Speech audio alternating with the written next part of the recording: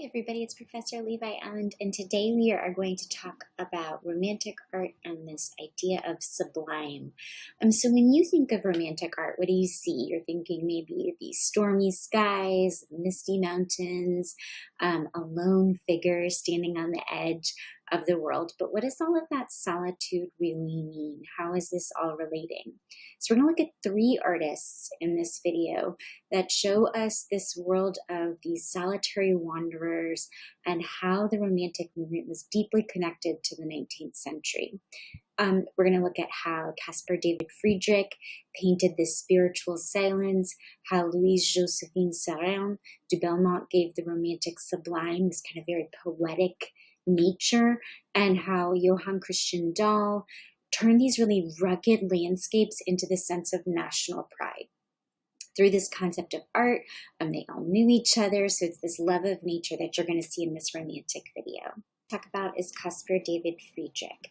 He was born in 1774 on the Baltic coast of what is now Germany. He grew up surrounded by this really beautiful open sky and really kind of picturesque shorelines. So it made him a very thoughtful person. He often felt small by the edge of the sea. If you've ever stood at the edge of the beach and it's not crowded and you see the immensity of the ocean, that's kind of the feeling he had as a child. He was very deeply spiritual. He lost his mother and his siblings when he was very young. And so he often said that for him, nature was kind of a cathedral. It was a place to find that meaning when human life could be so very fragile. So we're first going to look at one piece. So the first work by Friedrich that I want to discuss is one of my personal favorites. It's Wanderer Above the Sea Fog. So this piece is a little bit unusual. It's going to invite you as the viewer to look at the world of nature a little bit differently. So you see this lone figure in the center, right? And his back is turned towards us. He's perched really high on this rocky outcrop. But he's not posing for us as the viewer. He's inviting us to stand with him on this outcrop. This is a really dramatic shift in art. Typically, the landscape is just a secondary background for these romantic, heroic deeds, but in this particular work, this is very radical. Nature is the romantic ideal. We are invited to gaze in at the fog rolling in and be on this outcrop with the particular figure in the scene. This was shortly painted after the Napoleonic Wars, so Europe felt very uncertain at the time. They were on this precipice of change, so it's this generational longing for something bigger than politics or reason. It's something spiritual, something uncharted, something vast that you can hold on to. In this next work by Friedrich, Monk by the Sea, it's again this very radical approach to nature. So Friedrich is really playing with our emotions when we look at this. People were shocked when this image came out. And you might look at it today and be like, what were they thinking? There's nothing shocking about this image.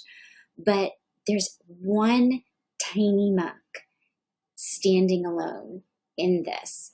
And there's no foreground, there's no cozy village, there's no abbey that he's going home to, there's no monastery, there's nothing there to help him.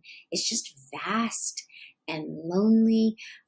You're feeling kind of that emptiness. The gray plays into that, the tonality of this image. So think of the palette that Friedrich is using. It gives you that vastness that we talked about when you stand at the edge of the sea and you explore. So you are really kind of being with this monk on the very edge of the ocean, and you are seeing how much bigger the world around you is, and that filling of space that the ocean takes in the sky and where it meets. So it's a big shift, again, that we're seeing here. In this last work by Friedrich, he is inviting you in again to his spiritual conviction. So this one, the Abbey in the Oakwood, there's a ruined Gothic church in the midground surrounded by these really kind of crackly trees. It reminds me so much of Halloween, especially with that glow that comes behind it. And then there are monks in the foreground, and they're carrying a tiny coffin, and they're going to go up under these arches into this Gothic ruin.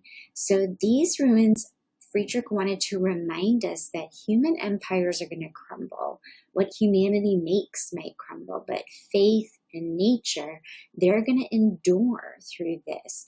For the Germans of his time, this Gothic imagery is also about rediscovering the medieval roots of the Holy Roman Empire before it faded away. So if you go back and look back at Charlemagne and all of the art that came out of the Holy Roman Empire, the German Romantics were looking at this ideal of kind of the height of Germany at that time, and they want to remember that medieval history with that haunting nature and the eloquence of these Gothic faded ruins and the trees. So this video is a longer one, so I'm going to invite you here to take a pause, take a break if you need to, and I want you to think, where do you see yourself in Friedrich's work? Are you the wanderer on the edge of the sea fog? Are you that tiny monk sitting on the edge of the ocean looking at the vastness of the sea and trying to find that connection? Or you are the trees that are going to endure past us? Think about that, jot that down, write down some ideas of what you've looked at with Friedrich's work, and come back and join me. The next artist I want to invite you to explore with me is Louise-Joséphine Sarazin de Belmont. So Friedrich was looking at misty ruins and that spiritual connection, the vastness of nature. But de Belmont kind of brings this idea of gently luminous landscapes. They're very sweeping, really broad. You're going to see a lot of connections to the Hudson River School if you review that part as well. Born in 1790, she was one of the few French women of her time to make her life as a landscape painter. If you watched my other videos, you know that women were painting a lot of portraits, they were painting miniatures, but landscape painting is a whole different approach. This is a very remarkable feat for her. She trains under Pierre-Henri de Valessin, who is a pioneer of this open-air painting that you're going to see the Impressionists explore even more.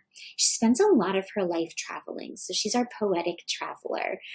She goes to Italy, Switzerland, and the Pyrenees, and she's really searching for this dramatic scenery and quiet ruins. So she's going to transform the landscape she sees into real places that you as a viewer can spend some time in front of to reflect, contemplate the sublime, that idea that we've explored. So it's going to be this connection with the intimate and the grand. So not just the vast emptiness, but how you draw that connection in. So let's look at some of her work. So the first work we're going to examine is her view of Florence. If you've heard anything about Tuscany, or if you've been there, you know that there's this golden Tuscan sun, right? It's this idea that there's this warm, suffusing light throughout this region of Italy. And that's what you see in this work. So you have this warm yellow that really is suffused throughout the entire piece. It bathes you in this soft golden light. It's not just a map of buildings or kind of just backdrop. It's the idea of you can sense the sense of travel. You can feel the warm air. You can almost hear those distant bells ringing from the cathedral. She's balancing this topographic landscapes, this very map-like landscape. Let me show you how well I can draw the trees, the mountains, the rolling hills in the distance with this dream-like calm.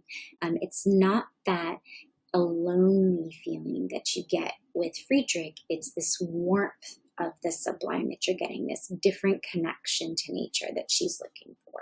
So now we're going to shift from Florence to Tivoli. So we have the Cascade de Tivoli, which is in Italy. So the water's tumbling down these ancient stones. You can feel the water rushing as you look at this piece. There's really lush greenery. It's a great backdrop.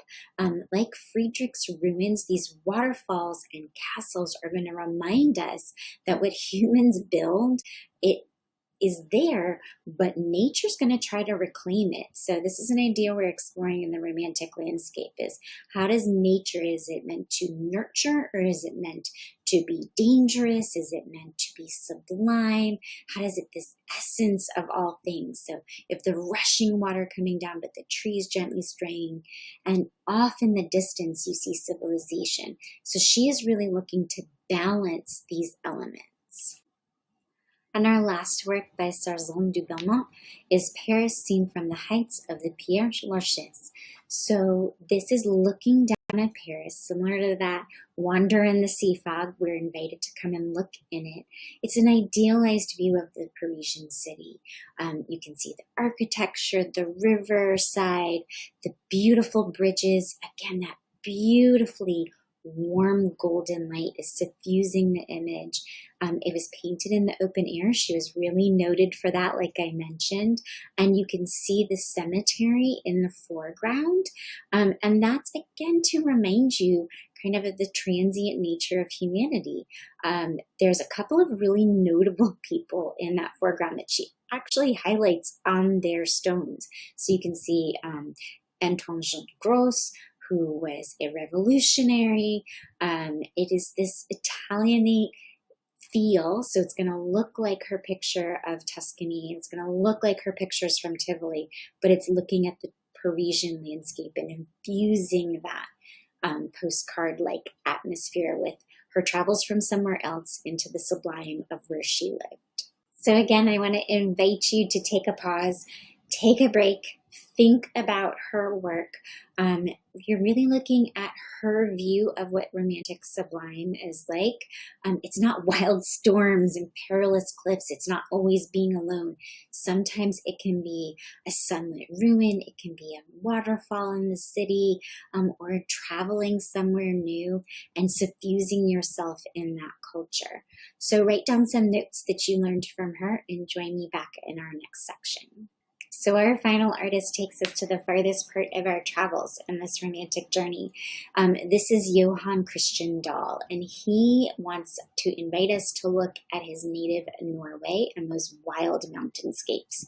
He was born in Bergen in 1788, so they're all pretty contemporary, these artists we've looked at. His father was a poor fisherman, but he loved to draw these really dramatic fjords and the stormy skies of his homeland. He trains in Copenhagen and then he moves to Dresden where he meets Friedrich and they become really good friends. The two artists would hike together in the countryside. They would have sketchbooks and their drinks in hand, and they would want to capture these dramatic views in shifting weather. But their approach is going to be different. Dahl is going to blend the poetic mood of Friedrich with his love of this really rugged realism. So some of what you just saw blended all together in Dahl. So let's take a look at his work. The first work of Dahl's we're going to look at is The View from Stalheim. So again, we're kind of on a precipice, we're on a cliff, and we're going to see waterfalls just like we saw in Tivoli and deep valleys that really go on forever. You're going to see some beautiful cloud work going across because Dahl studied clouds obsessively. Very similar to Constable, who's creating in England around the same time. He keeps what's called a cloud diary, so his skies would feel as real to you as possible. So that's part of that realism that I mentioned that he wants to come through in his work, not just this vast spiritual experience or golden reminiscences of travel, but he really wants realism this. And for Norwegians, this particular painting becomes a symbol of their young nation's wild beauty and independence. So this painting shows the peak of Stalheim over this valley, and there's this sugar-shaped loaf in the background of the Jorlundstuten. I could be mispronouncing that. Swedish is not my best. And it's the late afternoon sunshine framed by these peaks, and you have a rainbow going across the stage. The sun shines on this small village in the center, so you see tucked tucked in that center, there's a small village. And there's even like little delineated figures and very clear buildings, creating this kind of world in miniature that he wants to invite his viewers in to explore. So it's the vastness of nature with tiny elements of humanity. So you want this kind of glory and magnificence, but you are showing parts of your culture and this infusion in between it in this image. So this next work might remind you a little bit of Turner's Slave Ship or some of those other kind of vast oceanscapes that we've seen.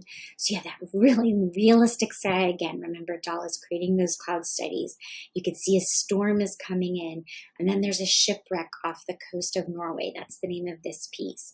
There's tiny ship is smashing against these rocks. You can see the waves are very turbulent. This is not a calm, beautiful sea. This is a rough sea happening. It's not gentle. It's kind of terrifying. It would be really awe-inspiring if you were in front of it. And this is where Sublime is dangerous as well as beautiful. There's a raw beauty in the edges of nature as well. And Dahl wanted to explore that in this work. So when you take a close look, like really look for those moments of the storm. If you're from Florida, you might be familiar with hurricanes or the kind of crashing of those sea waves against the rocks and the people fighting so hard to bring that ship in. So this is something else that Dahl wanted to explore. And our last work kind of encapsulates all of what we've seen from these romantic artists. So this piece is very different for Dahl. When Dahl created this painting, he actually wrote to the first owner, and he said the figures on the shore were a wife and child of a fisherman who was coming on the approaching boat. And so, like Friedrich with his people waiting on the beach and with kind of that longing for the sea and that connection to the vastness of the ocean, there's also some personal resonance in this. Dahl was the son of a fisherman, and two of his own children had died a year prior to the completion of this work. So there is a nostalgia in it that we saw as well with our travel paintings by Sarazin de Belmont. So you're looking at this encapsulation of the Romantic period, the Sublime, where it can have this rush edge of beauty or this nostalgia that comes in, a longing for the past and our past glory, and how does nature encompass this all? So again, how are these all connected, these artists? So they are going to remind us that Romanticism is standing out and looking at nature and our connection to nature, and how are we drawing that connection? What kinds of ways is nature renewing us or kind of inspiring awe in us? That sublime element is really important. To kind of encapsulate it, Friedrich is going to give us that spiritual element with that soulful connection to nature. Sarazin de Belmont is giving it that very poetic lens, very calm, but still you're traveling new places and experiencing new things. And then Dahl is very wild. There's that wild beauty, that realism. There's rooting in the sublime, these real places that people in the 19th century called home. So what does that mean for you? So for extra credit on this video, you get to create a postcard from the Sublime. So imagine you stepped into one of these works. Which romantic piece really resonated with you? That's why I had you pause so you could think about those artists and who you really connected with. So are you the wanderer on Friedrich's cliff? Are you the monk by the sea? Are you a traveler with Sarazin de Belmont? Or you're a hiker with Dahl exploring those wild fjords. So you're going to tell me, you're going to write a postcard to a friend from one of these places. You're going to do a couple of details about what you see, what you hear, what you feel, maybe what you're going to go check out and where you're going to eat. One line about why you came, and then you're going to sign it and include your own playful romantic location stamp. All of this will be turned in on a discussion board. You'll find all of the details as well the same week this module is due. Thank you so much for joining me as we explored the romantic postcards from the Sublime.